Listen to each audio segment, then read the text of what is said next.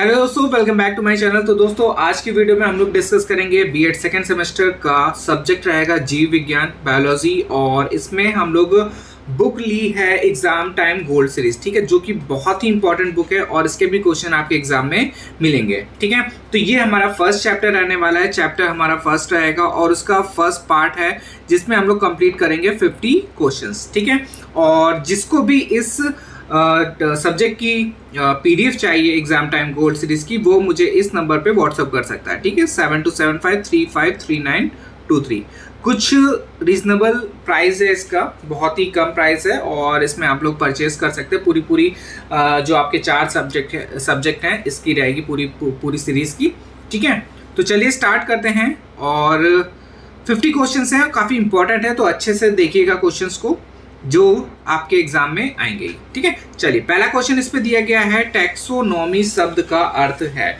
इसका बताना अर्थ क्या होगा। पहले ऑप्शन में दिया गया है वर्गीकरण की एक प्रणाली है, या फिर जैव प्रक्रिया है, या फिर ए और बी दोनों, या इनमें से कोई नहीं। तो इसका आंसर हो जाएगा ए ऑप्शन से, वर्गीकरण की एक प्रणाली है।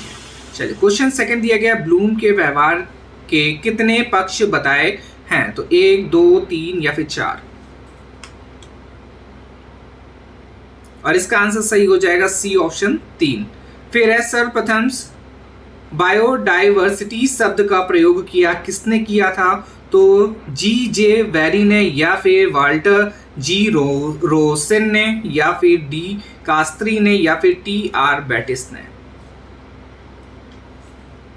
और इसका आंसर हो जाएगा बी ऑप्शन से, वाल्टर जी रोसेन ने करा था, ठीक है। तो देखिए, सबसे पहले एक तो ये सर्वप्रथम वाले जो मैंने कीवर्ड्स बताता रहता हूँ हर वीडियो में मैं, कि ये वाले कीवर्ड्स आप लोग बिल्कुल ध्यान रखिएगा और इससे रिलेटेड आपके क्वेश्चंस अगर दिख रहे हैं तो उनको कहीं ना कहीं नोट कर लीजिए, ठीक है। तो सर्वप्रथम देखिए, वर्ड्स जो बताया वो किसने बताया था, बायोडाइवर्सिटी, तो वाल्टर जी रोसेन ने, ठीक है। और इसके साथ ही देखिए, मैंने कुछ बताए हैं कि ईयर्स वाले क्वेश्चंस, ठीक है, और डेट्स वाले क्वेश्चंस।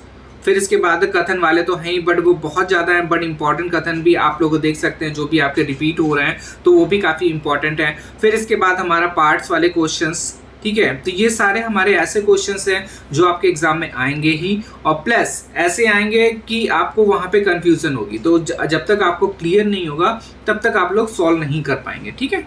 चलिए आगे देखते हैं। क्वेश्चन नंबर दिया गया है 4, और इसमें है, किसी प्रकार के उद्देश्य के अंतर्गत विद्यार्थी जैविक विज्ञान से संबंधित पदों, तथ्यों, अवधारणाओं, परिभाषाओं, प्रनियमों तथा सिद्धांतों और प्रक्रियाओं का ज्ञान प्राप्त करते हैं।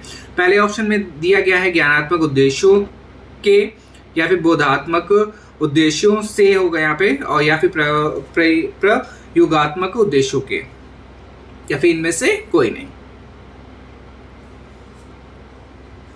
तो इसका आंसर हो जाएगा ए ऑप्शन, ज्ञानात्मक उद्देश्यों के। चलिए आगे देखते हैं। तीसरे क्रियात्मक पक्ष का वर्गीकरण किसने किया था, सिम्पसन तथा हैरो ने, या फिर सिम्पसन तथा ब्लूम ने, या फिर ब्लूम तथा हैरो ने, या फिर ब्लूम तथा मारियो ने। और फिफ्थ का आंसर हो जाएगा ए ऑप्शन, सिम्पसन तथा हैरो। नेक्स्ट क्वेश्चन दिया गया है, ब्लूम तथा उनके सहयोगियों ने भावात्मक पक्ष के शैक्षिक उद्देश्यों को कितने वर्गों में विभाजित किया है, 1, 3, 5 या फिर 7।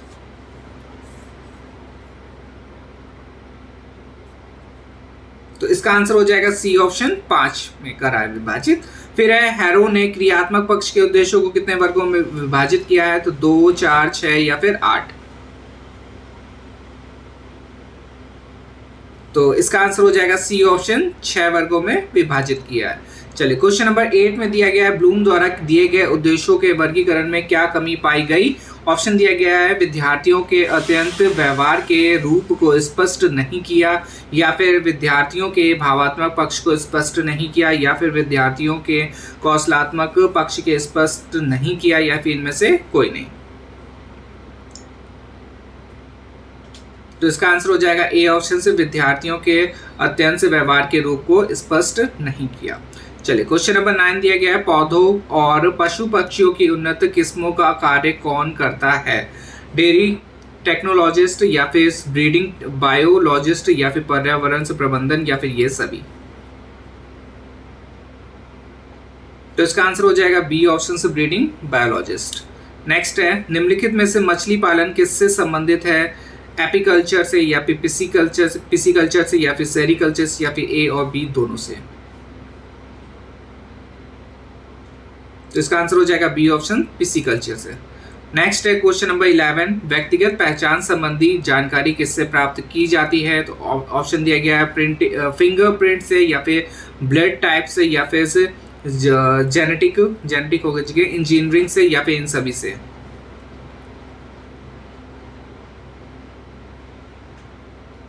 तो इसका आंसर हो जाएगा डी ऑप्शन इन सभी से। क्वेश्चन नंबर 12 में दिया गया है विज्ञान की वह शाखा जिसमें जैविक पदार्थों की बाहरी बनावट तथा बाह्य विशेषताओं का अध्ययन करते हैं कहलाती है, क्या कहलाती है। इस पे ऑप्शन दिया गया है भौतिक विज्ञान या फिर जैविक विज्ञान या फिर माइक्रोबायोलॉजी या फिर मोर्फोलॉजी। तो इसका आंसर हो जाएगा डी ऑप्शन मोर्फोलॉजी। फिर इसके बाद दिया गया है बायोलॉजी शब्द की उत्पत्ति किस भाषा के शब्द से हुई है। देखिए काफी इंपॉर्टेंट क्वेश्चन है, उत्पत्ति वाले क्वेश्चन आप लोग याद रखिएगा की जो कीवर्ड है ये भी आप याद कर लीजिए कि कीवर्ड जो मैं बता रहा हूँ उसको भी कहीं ना कहीं नोट डाउन कर लीजिएगा। उससे संबंधित अगर आप लोग सिर्फ वही देख के जाएंगे ना तो वो भी आपका अच्छे से एग्जाम क्लियर हो जाएगा। ठीक है, देखिए उत्पत्ति वाला क्वेश्चन है और इसमें दिया गया है बायोलॉजी शब्द जो है किस भाषा से उत्पन्न हुआ है, मतलब कि किस भाषा से हुआ है। तो अंग्रेजी हो गया, ग्रीक हो गया, इटालियन है या फिर जर्मन है। तो इसका आंसर हो जाएगा बी ऑप्शन ग्रीक। फिर दिया गया है बायोलॉजी शब्द का अर्थ होता है जीवन का विज्ञान, जीवन का अध्ययन, जीवन का व्यापन या फिर इनमें से कोई नहीं। तो इसका आंसर क्या हो जाएगा, बी ऑप्शन हो जाएगा जीवन का अध्ययन। फिर इस पे दिया गया है पृथ्वी पर उपस्थित वस्तुओं को हम कितने घटकों में विभाजित कर सकते हैं, 1, 2, 3 या फिर 4। तो इसका आंसर क्या हो जाएगा, बी ऑप्शन 2 घटकों में विभाजित कर सकते हैं। फिर दिया गया है कोशिका की खोज किसने की है, रॉबर्ट ब्राउन ने, रॉबर्ट हुक ने या फिर जेम्स हार्वे ने या फिर ग्रेगर मेंडल्स ने। तो इसका आंसर हो जाएगा रॉबर्ट हुक ने। ठीक है, तो ये खोज वाले भी क्वेश्चन आप लोग याद रखिएगा। चलिए आगे देखते हैं क्वेश्चन नंबर 17 और इसमें दिया गया जैवक विज्ञान के उद्देश्यों में रेखाकृत आरेख, चित्र, आकृतियां, अनुकृतियां, ग्राफ आदि के निर्माण संबंधी कौशल का अर्जन किस प्रकार का उद्देश्य होता है। ऑप्शन दिया गया ज्ञानात्मक उद्देश्य या फिर भावात्मक होता है या फिर कौशलात्मक होता है या फिर प्रयोगात्मक होता है। तो इसका आंसर हो जाएगा सी ऑप्शन कौशलात्मक उद्देश्य होता है। चलिए क्वेश्चन नंबर 18 में दिया गया है जैविक विज्ञान के अध्ययन तथा उपयोग का दृष्टिकोण कैसा होना चाहिए, नकारात्मक है, सकारात्मक है, प्रभावात्मक है या इनमें से कोई नहीं।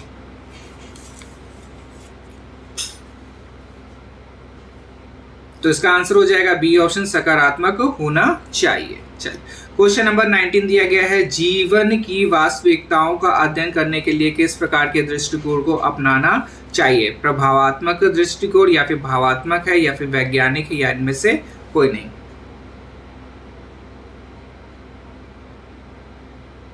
तो इसका आंसर हो जाएगा ए ऑप्शन। ठीक है, प्रभावात्मक दृष्टिकोण अपनाना चाहिए।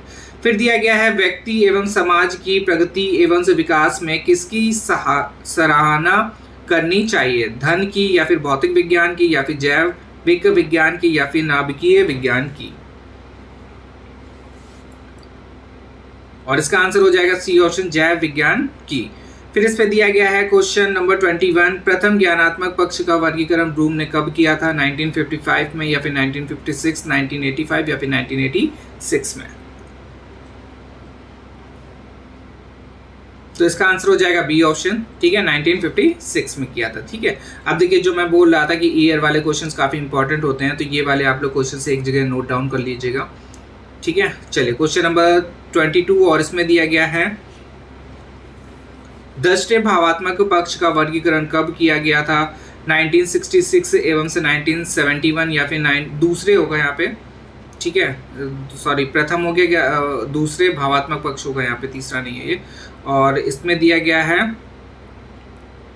एक सेकेंड, हाँ ये वाला हो गया। दूसरे भावात्मक पक्ष का वर्गीकरण कब किया गया, तो इस पे दिया गया 1955, 1956, 1964 या फिर 1965 में। तो इसका आंसर क्या हो जाएगा, सी ऑप्शन हो जाएगा 1964। फिर इसके बाद दिया गया तीसरे क्रियात्मक पक्ष का वर्गीकरण कब किया गया। ऑप्शन दिया गया है 1966, 1971, 1966 या फिर 1972 या फिर 1966, 1973 या फिर 1966, 1974 में। तो इसका आंसर हो जाएगा बी ऑप्शन से 1966 एवं 1972 में। नेक्स्ट क्वेश्चन दिया गया है, किसके अनुसार छात्रों में अपेक्षित अध्ययन व्यवहार के रूप में अनुदेशात्मक उद्देश्यों को भली भांति लिखा जा सकता है। रॉबर्ट मिलर के, या फिर रॉबर्ट मेयर, या फिर रॉबर्ट हुक, या फिर रॉबर्ट ब्राउन।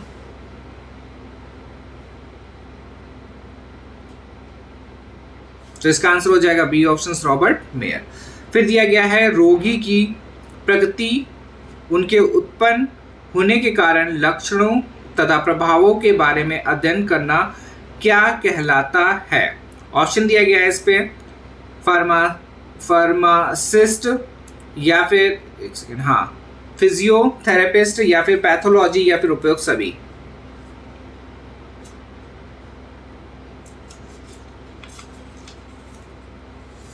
तो इसका आंसर हो जाएगा सी ऑप्शन पैथोलॉजी। फिर दिया गया है, ऐसा कार्य जिनमें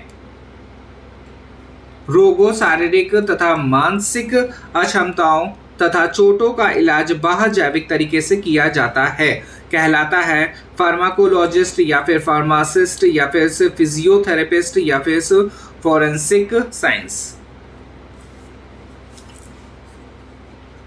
और इसका आंसर हो जाएगा सी ऑप्शन। ठीक है। फिर दिया गया, रेशम के कीड़ों का उत्पादन करना क्या कहलाता है। पिसिकल्चर है या फिर एपीकल्चरिस्ट है या फिर से एग्रोनोमिस्ट है या फिर सेरिकल्चर है। तो रेशम के कीड़ों का उत्पादन क्या कहलाता है, सेरिकल्चर कहलाता है। डी ऑप्शन इसका सही है। चलिए, क्वेश्चन नंबर दिया गया है 28 में, सब्जियों, फलों तथा सजावट के पौधों के उत्पादन को क्या कहते हैं। पिसिकल्चर बोलते हैं, हॉर्टिकल्चर है या फिर सेरिकल्चर है या फिर ये सभी। तो इसका आंसर हो जाएगा बी ऑप्शन, हॉर्टिकल्चर बोलते हैं। फिर निम्न में से कौन जीव विज्ञान के अध्ययन के विषय में है। जैव भौतिक, मॉलिक्यूलर बायोलॉजी या फिर विकासात्मक जीव विज्ञान या फिर उपयुक्त सभी। तो इसका आंसर क्या हो जाएगा, सभी हो जाएगा। डी ऑप्शन इसका सही है। नेक्स्ट क्वेश्चन दिया गया, मेगर योजना ने किस पर अधिक कार्य किया, व्यवहारिक रूप में या फिर ज्ञानात्मक रूप या फिर अभिक्रिया रूप या फिर अनुक्रिया रूप। तो इसका आंसर हो जाएगा बी ऑप्शन, ज्ञानात्मक रूप। नेक्स्ट दिया गया क्वेश्चन, आधुनिक विज्ञान की प्रकृति निर्भर है जैव विविधता पर या फिर से जैविकीय विज्ञान पर या फिर जैव भूमिकरण पर या फिर उपयुक्त सभी। तो इसका आंसर हो जाएगा 31 का, डी ऑप्शन सभी इसका सही हो जाएगा। फिर दिया गया, हरित क्रांति किसके द्वारा हुई। Doctor DV. पाल के द्वारा, डॉक्टर स्वामीनाथन या फिर ए और बी दोनों या फिर इनमें से कोई नहीं। तो हरित क्रांति किसके द्वारा हुई थी, डॉक्टर वी.पी. पाल और डॉक्टर स्वामीनाथन के द्वारा। तो ए और बी दोनों सही है।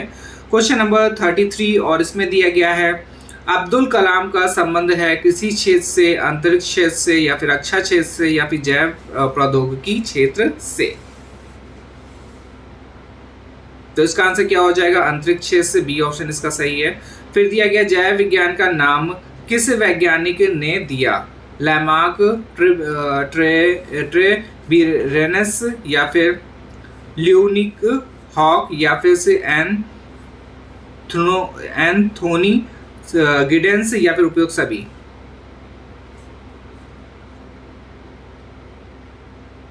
तो इसका आंसर हो जाएगा ए ऑप्शन से, लैमार्क और ट्रेविरेनस ने। ठीक है। चलिए, क्वेश्चन नंबर 35 और इसमें दिया गया है, मेयर ने अपने उपागम के व्यवहार उपागम में व्यवहार के किस पक्ष को अपेक्षित रखा? तो व्यवहार के क्रियात्मक पक्ष को, या फिर व्यवहार के प्रभावात्मक पक्ष को, या फिर ज्ञानात्मक पक्ष को, या फिर रचनात्मक पक्ष को? तो मेयर ने अपने उपागम के व्यवहार के क्रियात्मक पक्ष को उपेक्षित रखा। फिर दिया गया इस पे RCEM उपागम का विकास कहाँ किया गया? क्षेत्रीय शिक्षा महाविद्यालय मैसूर, या फिर बनारस महाविद्यालय बनारस, या फिर कोलकाता विश्वविद्यालय, या फिर इनमें से कोई नहीं। तो इसका आंसर हो जाएगा ए ऑप्शन, क्षेत्रीय शिक्षा महाविद्यालय मैसूर। फिर दिया गया क्वेश्चन नंबर 37, फसल उत्पादन तथा कृषि कार्यों का प्रबंधन कहलाता है एग्रोनॉमिस्ट, या फिर एंथ्रोपोलॉजिस्ट, या फिर एपीकल्चर, या फिर सेरिकल्चर? तो इसका आंसर हो जाएगा ए ऑप्शन से एग्रोनॉमिस्ट ने। ठीक है, चलिए आगे देखते हैं क्वेश्चन नंबर 38, और इस पे दिया गया है मधुमक्खी पालन किससे संबंधित है? एपीकल्चर से, सेरिकल्चर से, पिसिकल्चर से, या फिर एग्रीकल्चर से? तो इसका आंसर हो जाएगा ए ऑप्शन से एपीकल्चर से। फिर है निम्नलिखित में से शिक्षण विज्ञान को कितने प्रकारों में विभाजित किया गया है? तो 3, 2, 4, 5। तो इसका आंसर हो जाएगा बी ऑप्शन, 2 भागों में विभाजित किया गया है। फिर है मूल्यांकन उपागम किस टैक्सोनॉमी पर आधारित है? Bloom taxonomy, Lamarck taxonomy, Miller taxonomy, या फिर उपयुक्त सभी? तो इसका आंसर हो जाएगा ए ऑप्शन, ब्लूम टैक्सोनॉमी पर। फिर है अवधारणाओं का विकास मुख्य रूप से किसका एक हिस्सा है? भावात्मक विकास का, या फिर बौद्धिक विकास का, या फिर शारीरिक विकास का, या फिर प्रयोगात्मक विकास का? तो इसका आंसर हो जाएगा बी ऑप्शन से बौद्धिक विकास का है ये। और नेक्स्ट क्वेश्चन दिया गया जैव विज्ञान में शिक्षण अधिगम के क्या कारण हैं? अधिगम द्वारा, या फिर अनुक्रिया द्वारा, या फिर उद्दीपक द्वारा, या फिर उपयुक्त सभी? तो इसका आंसर हो जाएगा डी ऑप्शन। फिर है वैश्वीकरण शब्द का आंग्लन शब्द किसका रूपांतरण है? तो इस पे दिया गया ऑप्शंस ग्लोबलाइजेशन का, या फिर पर्यावरण का, या फिर भौगोलिकरण का, या फिर भूमंडलीकरण का? तो 43 का जो आंसर है वो ए हो जाएगा, ग्लोबलाइजेशन हो जाएगा। अब देखिए एक और इम्पॉर्टेंट क्वेश्चन दिया गया है इस पे, राष्ट्रीय शिक्षा नीति किस सन में पारित की गई? 1985, 1980, या फिर 1986, या फिर 1981 में? तो इसका आंसर हो जाएगा 1986 में करी गई है। ठीक है, 1986 इसका सही है, सी ऑप्शन इसका सही आंसर है। फिर इसके बाद दिया गया है क्वेश्चन नंबर 45, जैव विज्ञान संबंधित है किससे संबंधित है? जैव विज्ञान शिक्षण से, या फिर बौद्धिक मूल्य से, या फिर वैश्वीकरण से, या फिर उपयुक्त सभी से? तो इसका आंसर हो जाएगा डी ऑप्शन। ठीक है, सभी इसका ऑप्शन है। फिर इसके बाद दिया गया है अधिगम के अनुभवों के साधन है, ज्ञान है, बोध है, प्रयोग है, और या फिर सभी है? तो इसका भी आंसर क्या हो जाएगा? सभी हो जाएगा, डी ऑप्शन। फिर है पौधों में उत्सर्जी पदार्थ है, टैनिन है, गोंद है, रेजिन है, या फिर इनमें से कोई नहीं? तो इसका आंसर भी क्या हो जाएगा? डी हो जाएगा, इनमें से कोई नहीं। फिर है जीव विज्ञान का शिक्षण किन व्यवहारों के पक्ष में कार्य करता है? ज्ञानात्मक पक्ष, या फिर भावात्मक है, या फिर क्रियात्मक है, या फिर सभी है? तो इसका आंसर हो जाएगा डी ऑप्शन, सभी हो जाएगा। फिर इसके बाद क्वेश्चन नंबर 49, और उसमें दिया गया कौशलात्मक उद्देश्य से क्या तात्पर्य है? मैनिपुलेटिव यानी हस्त लाघव कौशल, या फिर रेखाकृत तथा निर्माण संबंधी कौशल, विभिन्न परीक्षणों का कौशल, या फिर उपयुक्त सभी? तो इसका भी आंसर क्या हो जाएगा? डी ऑप्शन हो जाएगा। और लास्ट क्वेश्चन है इस वीडियो का, और इस पे दिया गया है science teaching in secondary schools पुस्तक किसने लिखी है? देखिए काफ़ी इंपॉर्टेंट है ये वाले भी क्वेश्चन, तो एक कीवर्ड और ऐड कर लीजिएगा अपने नोट्स में बुक्स, ठीक है। इससे भी आपके क्वेश्चन एग्जाम में पूछे जाएंगे। तो बुक्स देखिए बहुत कम ही होंगी बुक्स, और अच्छी बुक मतलब जो भी आपके इजी नोट्स में, और मतलब जितनी भी बुक में आपको मिल जाए इजी नोट है अगर आपके पास तो इजी नोट से देख लीजिए, और एग्जाम टाइम गोल्ड सीरीज से तो मैं करवा ही रहा हूँ, और बाकी इजी नोट अगर थ्योरी वाली है तो उससे भी देख सकते हैं, बुक्स हैं तो बुक्स से देख लीजिए, जितनी भी बुक्स मिले आपको उस पर अगर आपके नोट्स में हैं तो उसको नोट डाउन जरूर कर लीजिएगा, ठीक है। चलिए ये वाली जो बुक्स है तो उस पर ऑप्शन दिया गया है थर्बर व क्वालिटी, या फिर थर्बर, या फिर ए और बी दोनों, या फिर इनमें से कोई नहीं। तो इसका आंसर क्या हो जाएगा, ए ऑप्शन हो जाएगा, ठीक है। तो ये हमारा जो बायो का है एग्जाम टाइम गोल्ड सीरीज से मैं करवा रहा हूँ उसको, exam ETG exam time gold series का चैप्टर नंबर 1 का ये हमारा फर्स्ट वीडियो था जिसपे हम लोगों ने डिस्कस करे 50 क्वेश्चंस, ठीक है। काफ़ी इंपॉर्टेंट वीडियो है ये, और इससे हमारा कंफर्म है कि कुछ क्वेश्चंस आपके एग्जाम में बिल्कुल डिट्टो मिल जाएगा, ठीक है। तो चलिए हम लोग देखेंगे अब नेक्स्ट वीडियो में कुछ और इंपॉर्टेंट क्वेश्चन को, तब तक के लिए धन्यवाद।